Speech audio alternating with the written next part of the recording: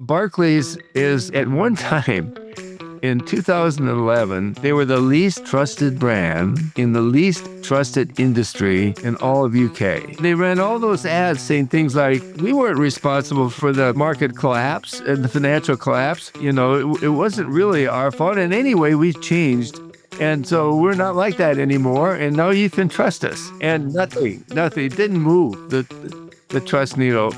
And then they developed a set of social programs. One of them was called Digital Eagles. They created stories. One of them was a guy named Steve Rich who hurt his knee playing soccer and could no longer play anymore. It was his passion, but he could start to play walking soccer.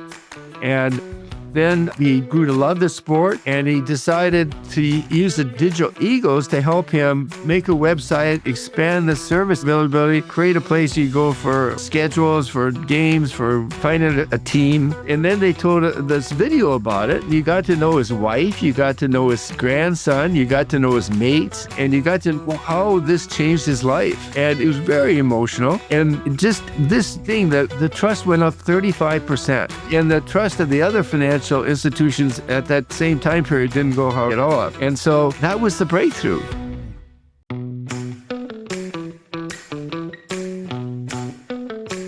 Welcome to In Other Words, the podcast from Phrase, where we speak with the leaders shaping the future of global business.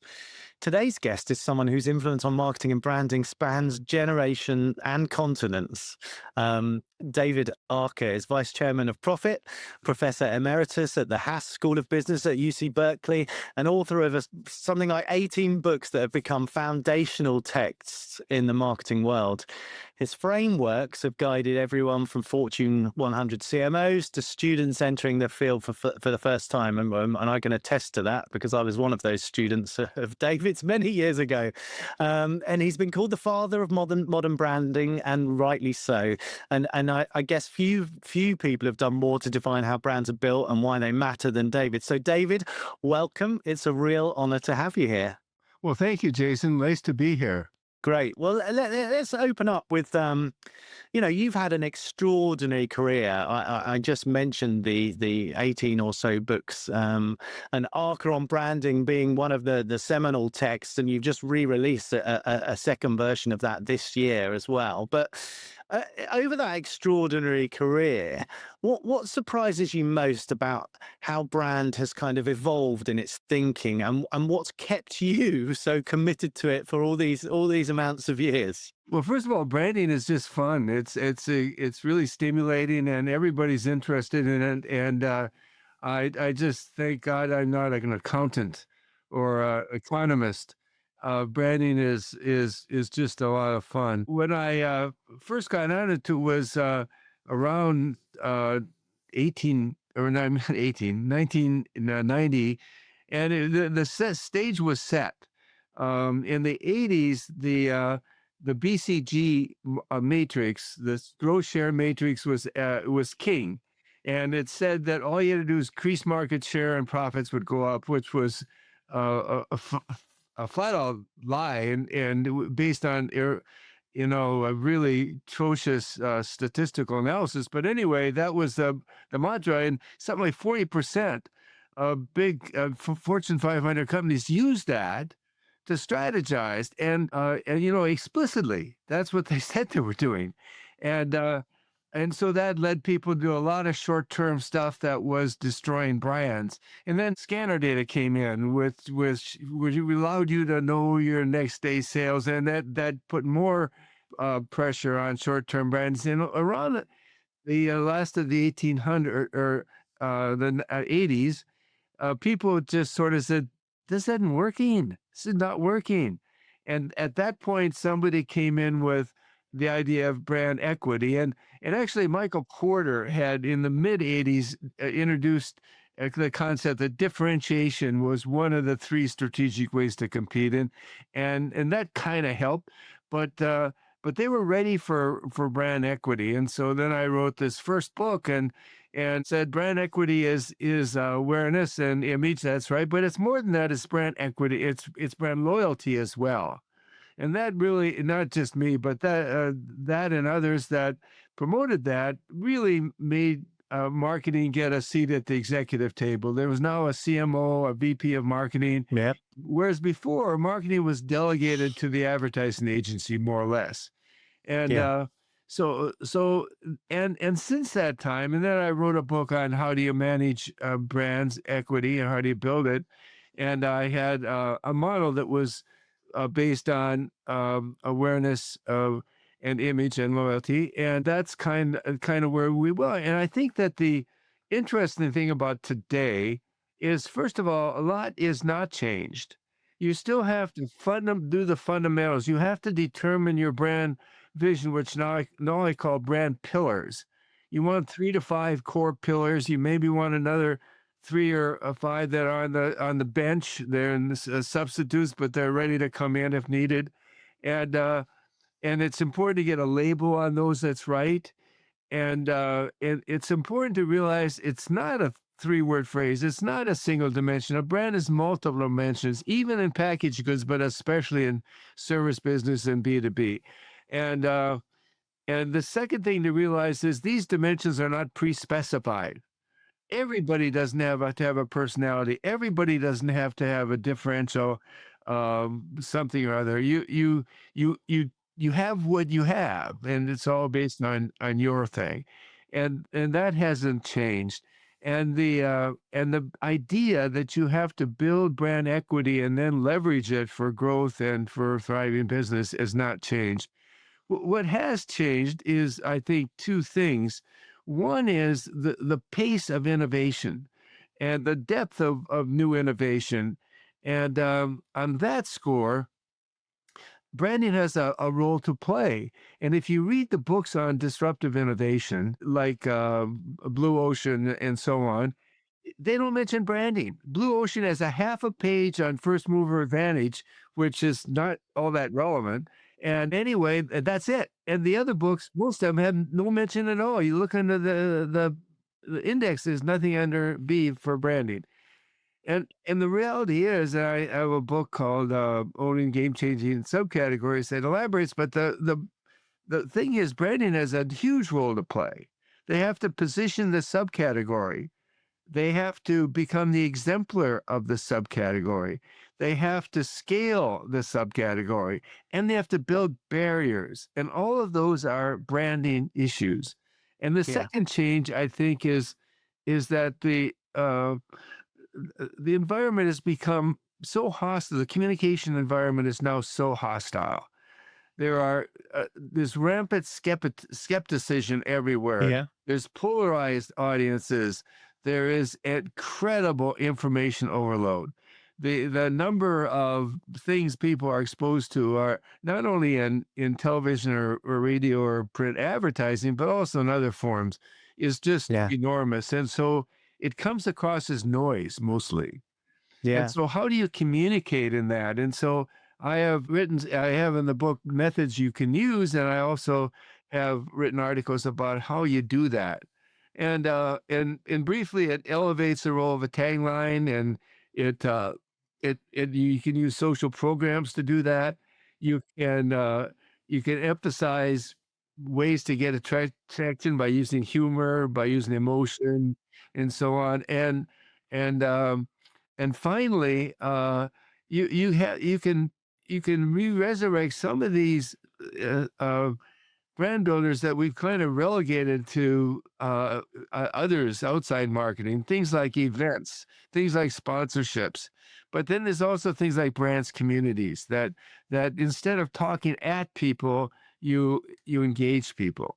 Yeah, with them rather than at them, I think is the interesting point. And you do talk about, and we'll get to a little bit later, about energizing and those kind of things, so energizing, you know, factors in brand. But let's just step back a little, because we jump quite a lot into, you know, the what you need to do about it there. But if we just step back and go all the way to sort of what you defined as a brand originally, and correct me if I'm wrong, but I kind of got it as a set of assets and liabilities linked to a name or symbol that add or subtract subtract value. It's interesting that add and subtract value, isn't it? Because we often talk about brands as adding, but if you get it wrong, there can be that sort of subtraction factor, which is derogatory to the business as a whole.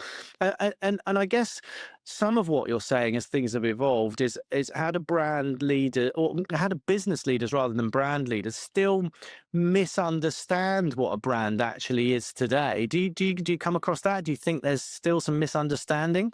Well, I think that we've had a growth in the last 3 decades in the people that understand and believe in brand as an asset. But still no, in the background, there's this pressure for short-term profits.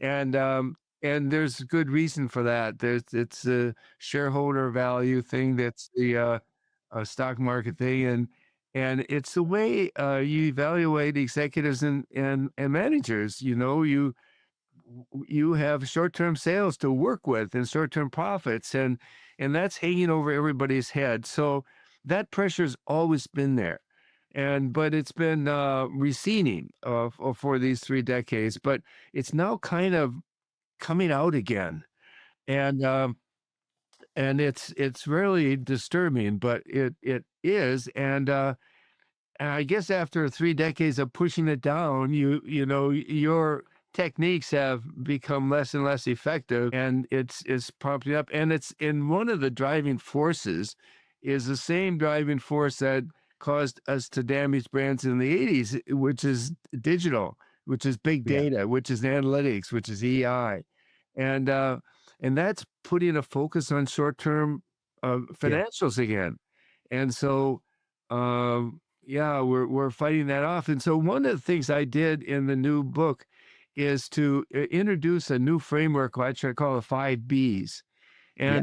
And the 5 Bs were created in order to make people understand that it's not just awareness and image, and you don't go back to those days.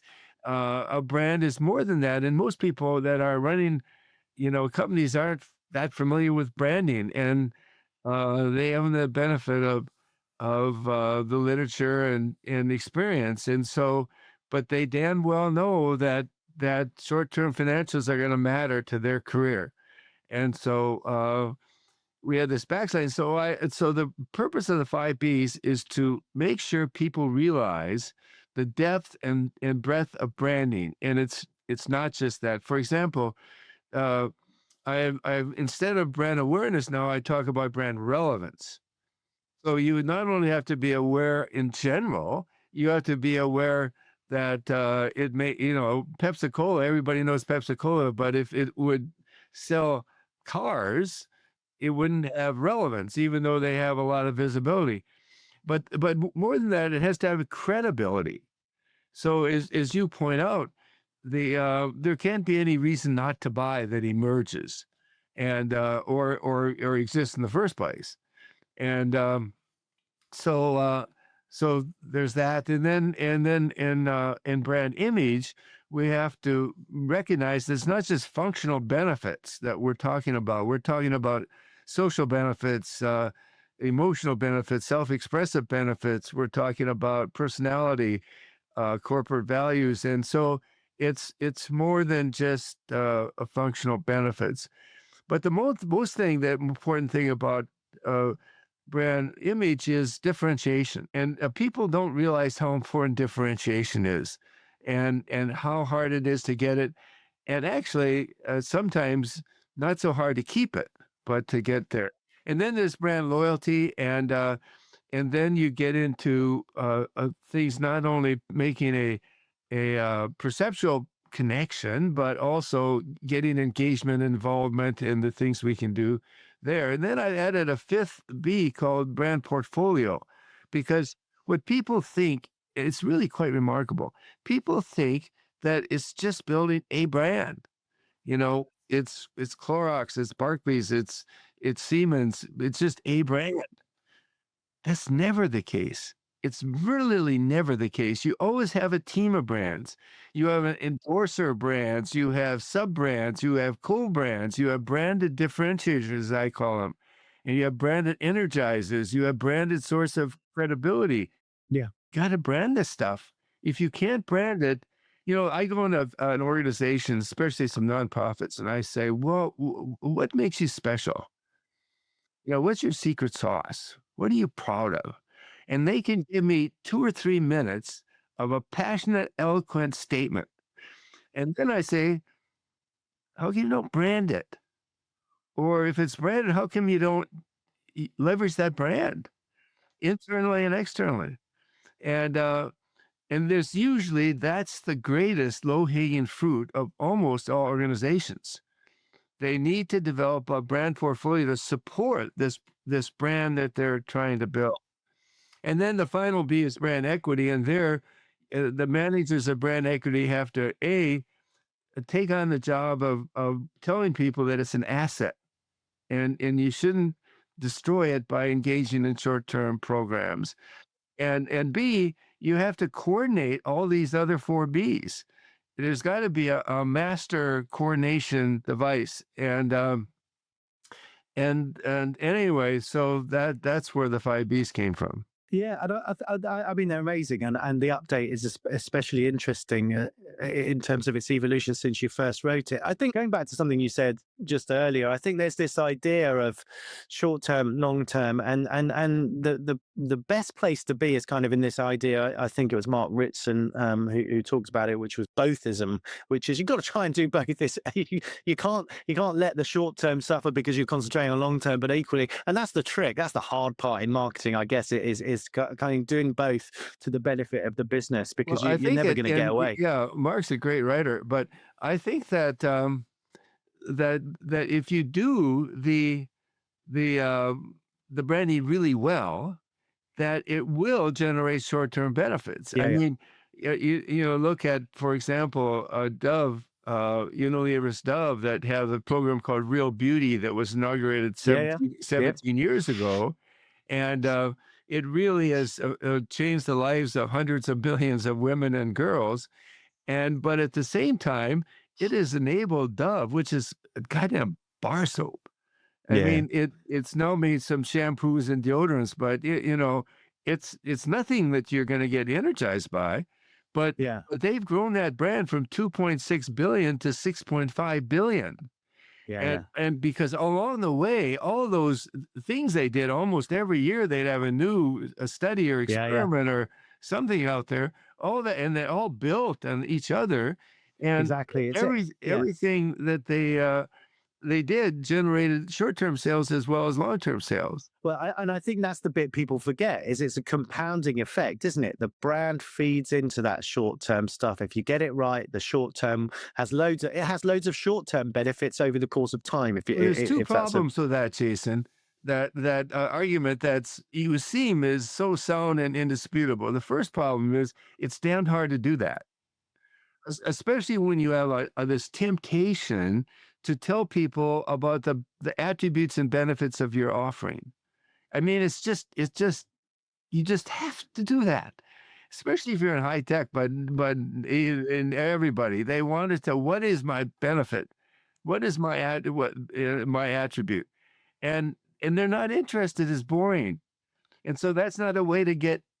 It's that doesn't even build long-term equity very much, but it sure as hell doesn't do anything in the short term.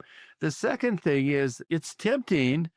Well, some companies divide it. There's short-term marketing, there's brand marketing, right? And they call this short-term marketing something like demand marketing or performance marketing. I mean, what a brilliant branding scheme, right? Who could be against demand or performance? Um, but that's so that the temptation there is to say, okay, we're going to do brand advertising. I'm all for that, or brand programs. We'll build a brand, but we also have to get the business in next week. So we'll let them do separate things, and then they end up doing things that are damaging the brand. So yeah, somebody's got to say, okay, you can do anything you want, but don't damage the brand. Now, it'd be nice if you enhance the brand. It'd be nice if yeah, you leverage the brand, but if you can't do that, fine. Just don't yeah, damage it. yeah. And that's where we get back to these days in the 80s when scanner data came in and they damaged brands.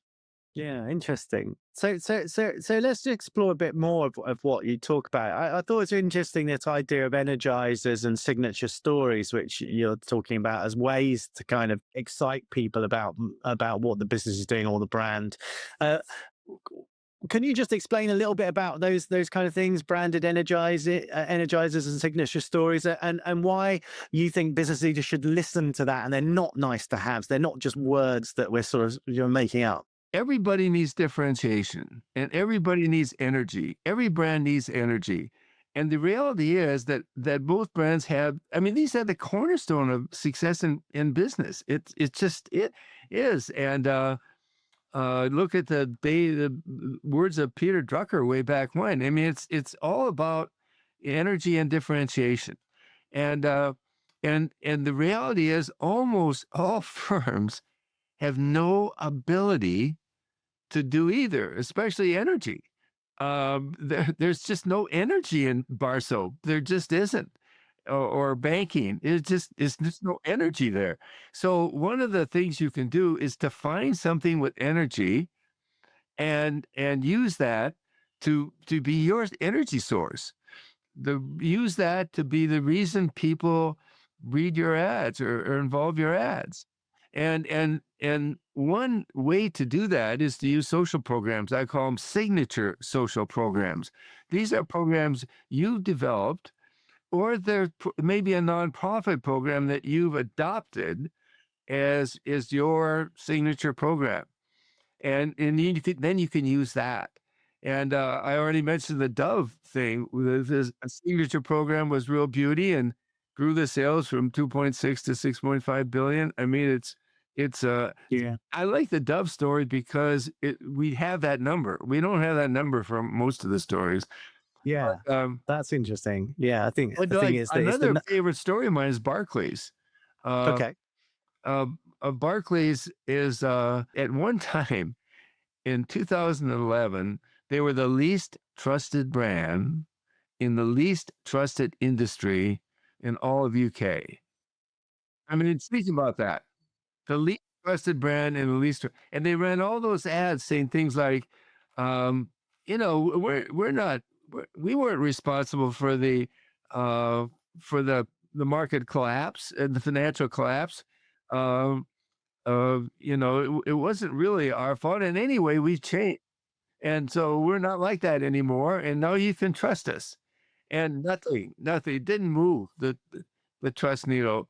And then they developed a set of social programs. One of them was called Digital Eagles, and they they developed stories out of the application of these Digital Eagle and the other programs, and Digital Eagles were started by 17 people at Barclays. There are now 17,000 employees involved, but they started with 17 people that wanted to share the digital techniques with people that younger people, kids, and so on, and uh, and they would be their kind of their consultant. And then they created stories. One of them was a guy named Steve Rich who hurt his knee playing soccer and could no longer play anymore. It was his passion, but he could start to play walking soccer. And then grew to love the sport, and he decided to use the digital egos to help him make a website, expand the service availability, create a place you go for or schedules for games for you know find a team. And then they told this video about it, and you got to know his wife, you got to know his grandson, you got to know his mates, and you got to know how this changed his life. And it was very emotional, and this thing that the trust went up 35%. It went, and the trust of the other financial institutions at that same time period didn't go hardly at all up. And so uh, that was the breakthrough. And and why does that work? Well, one reason it works is because people are distracted from counter arguing. They see the story. What's there to argue with or Yeah. How can you about? argue with a nice, Yeah. legitimate, And emotional story? Yeah. so then you have these attributes of the story the involvement. You get to know this person and what a nice guy Steve Rich was, and what the benefit Barclays Digital Eagles did for him. And so there's a warm feeling, there's a sense of liking, there's a sense of respect, and that sort of permeates under the brand. I mean, psychologists call it affect transfer. I mean, it does, but you don't have to be a psychologist to understand that. Uh, all that good stuff gets onto the brand, and it gives him some energy. The brand gets some positive energy, and you, you can't get that any other way. Interesting, I think that Barclays Eagle story. I completely remember that. Fantastic. There's a great idea from a brand that needed to build trust. That's for sure. Just to sort of move that. So that's a very country specific example in the UK. But when you kind of go on to maintaining a brand across, international markets, how do you keep that clarity and meaning as you grow internationally? Yeah, it's a challenge to manage over any silo. It can be not only country but different products. I mean, a lot of companies have 100 products. Unilever does, Panasonic does, and then there's different modalities within marketing. There's advertising, sales, and events and so on. So managing across silos is really hard. And I actually wrote a book called Spanning Silos because I was involved in several indirectly and saw the problem. And I interviewed 50 CMOs and I asked them, what is the problem and what's the solution? And what I got out of that was that in the organization that I'm talking about, the answer is not standardization and centralization. That's not the answer. You just blow up. I mean, centralization or these silos are there for a reason, a good reason. What does work is anything you can do to facilitate cooperation and communication. Cooperation and communication. So if you get these people talking together, if you stage events, if you have cross silo task forces, if you have some sort of a, a newsletter or something, whatever you can to get people together and communicate and cooperate. Because if they start doing it in one area, they'll learn to know there are others.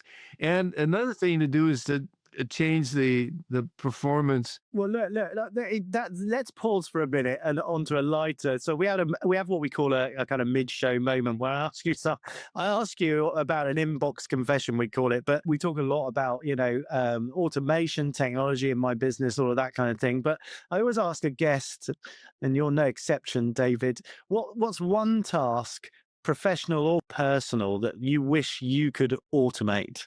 Maybe my schedule. Yeah,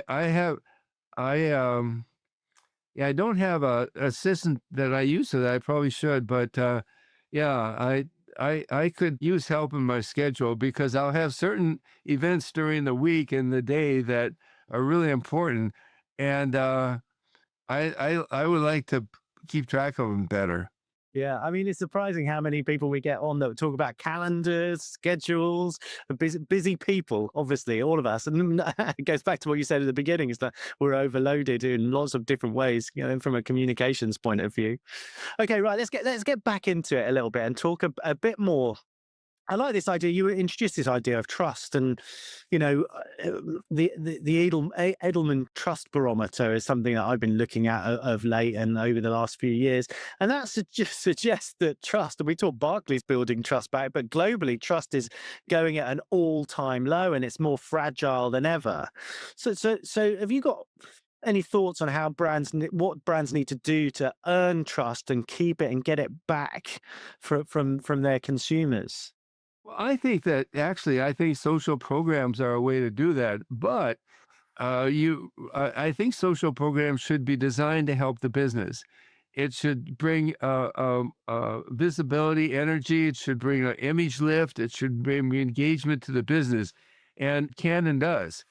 So even with that, especially with that perspective, how can you avoid people being cynical and saying you're just in that for the business, which you are? But uh, and so the answer is you just have to have real passion for this.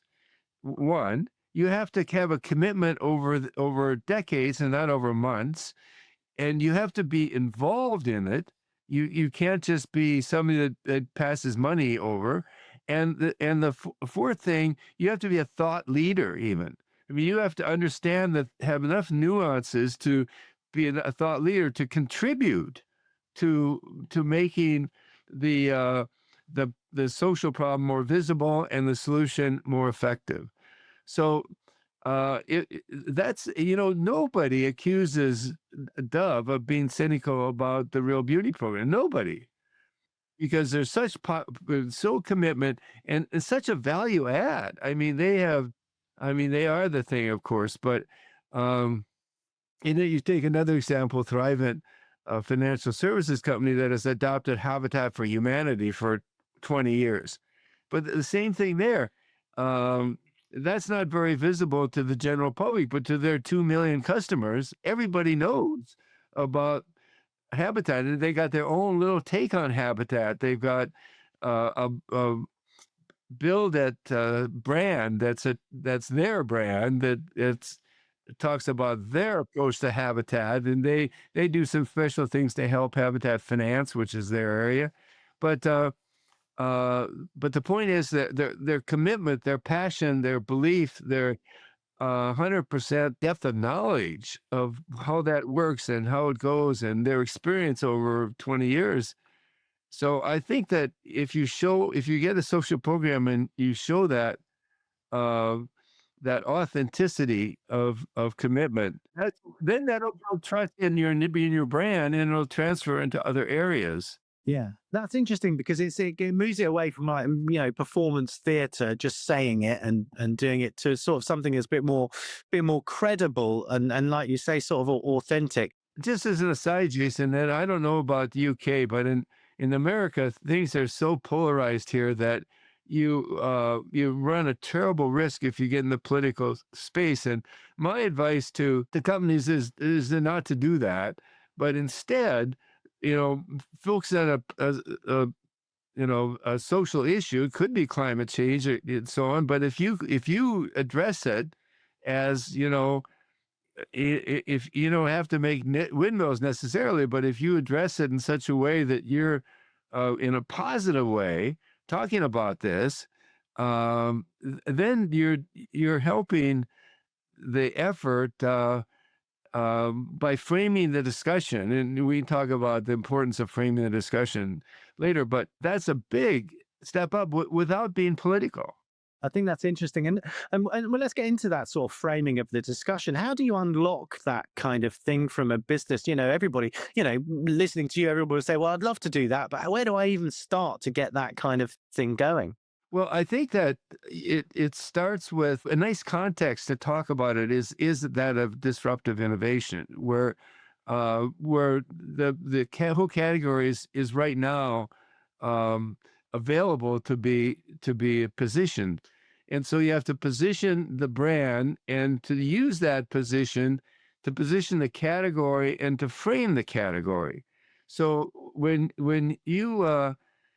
um, you position, say, well, look, take Salesforce, going back to 1999 when they introduced cloud computing. So, and they were a brand new company. So they had to position their company and use that to position the category they're in. So they talked about, they didn't talk about Salesforce. They talked about cloud computing and how you don't no investment up front. There's no shutdown to reinvent your software once a year and shut down your whole company for 2 weeks in July because it's continuous, it's ongoing, it's always up to date, it's never shut down.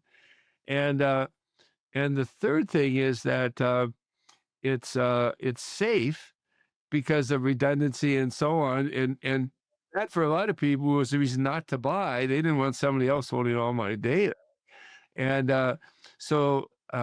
and then there's a personality to it. It's you're cool, you're advanced, You're not obsolete. You're not grandpa's software.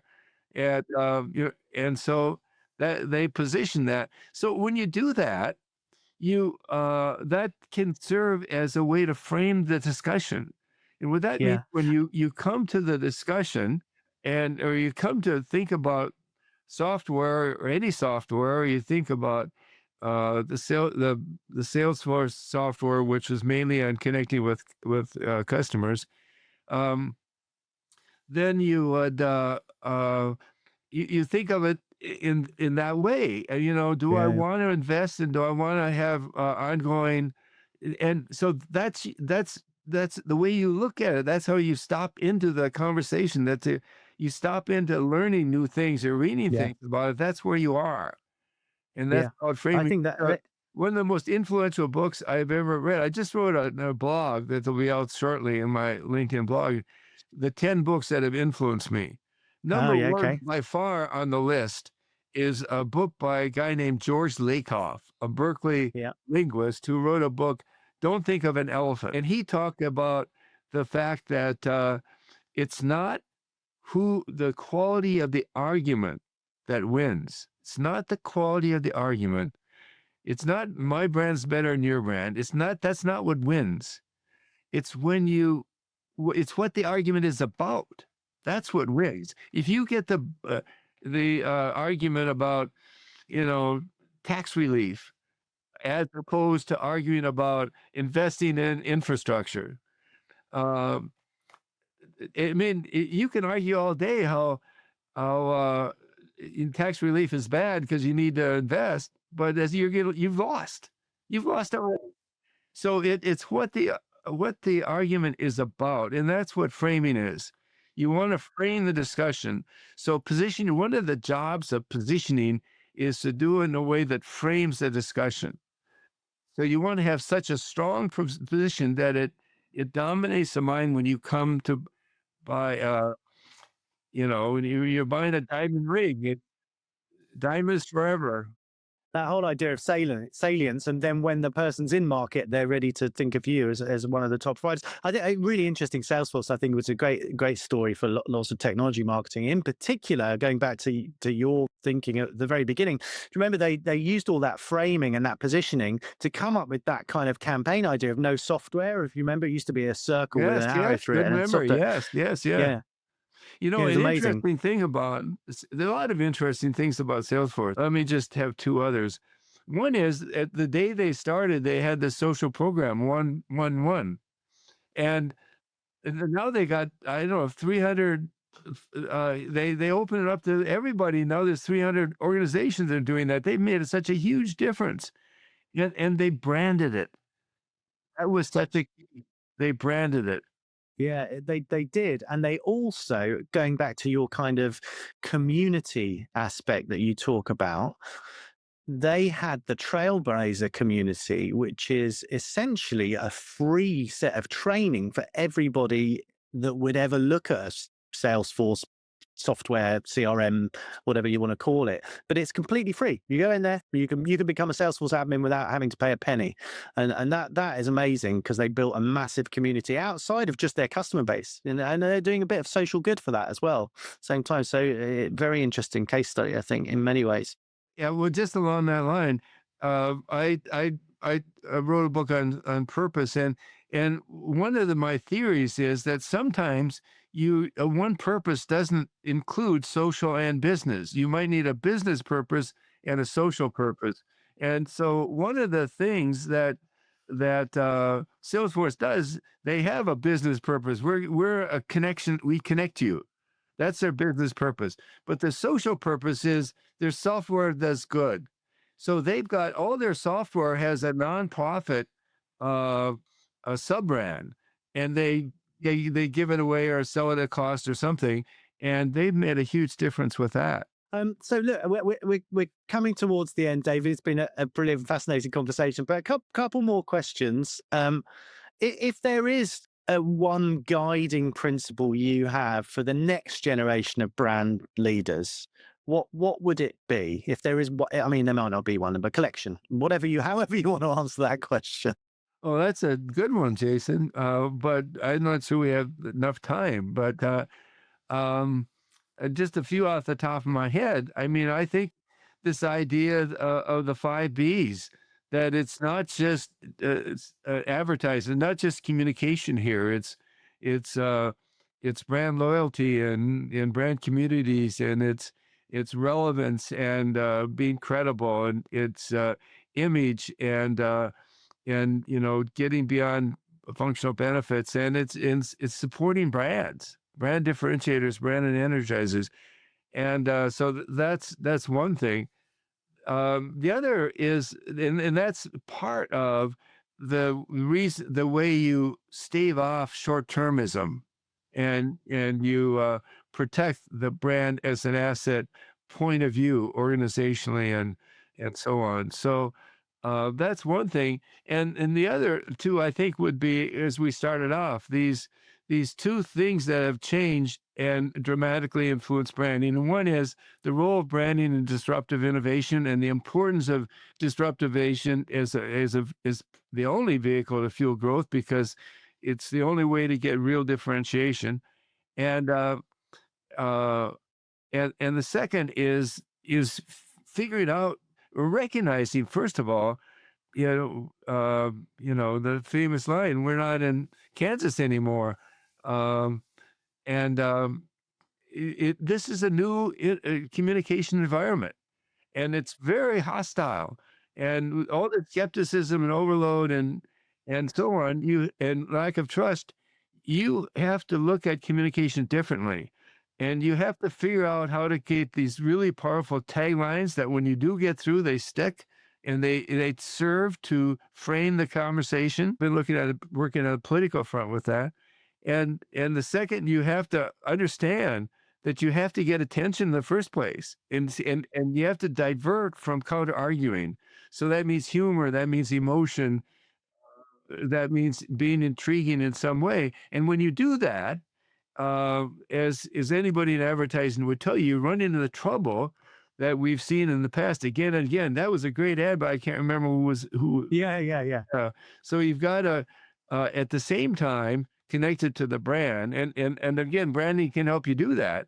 If you have a branded program, Barclays Digital Eagles, that can help you do that, and then you have to figure out how to energize events, and like a contest that Snyder has for energy application, and sponsorships, and we mentioned in passing brand communities, which is the home run of brand equity and of a business. Right, David, just two questions. You've answered one of the ones I was going to ask, which is a book you think people should read, and it was "Don't Think of the Elephant." So I'll leave you out of that one. But I've got two final questions that are just I want one word answers. This is something we do with everyone that comes on. So one word that to define a strong brand.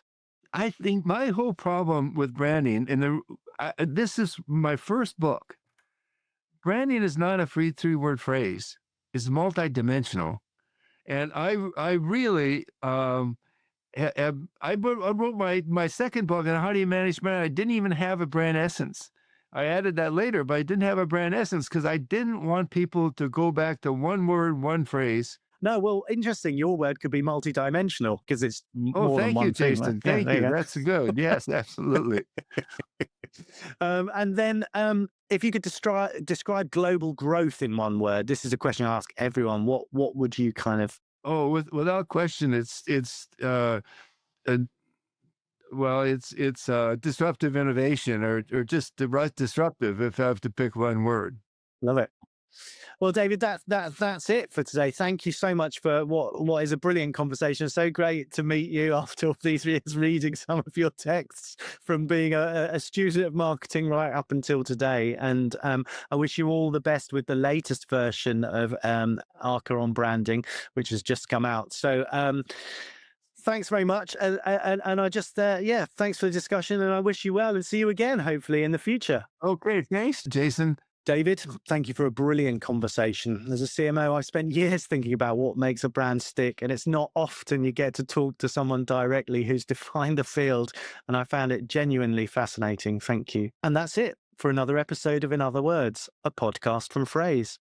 I've been your host, Jason Hemingway, and a massive thank you to David Aaker for joining us today. If this episode made you rethink about how your brand shows up in your organization, be sure to subscribe on Spotify, Apple Podcasts, or on your favorite podcast platform, of course. You can also find more conversations on leadership, growth, and what it really takes to scale globally at phrase.com. Thanks for listening, and see you next time.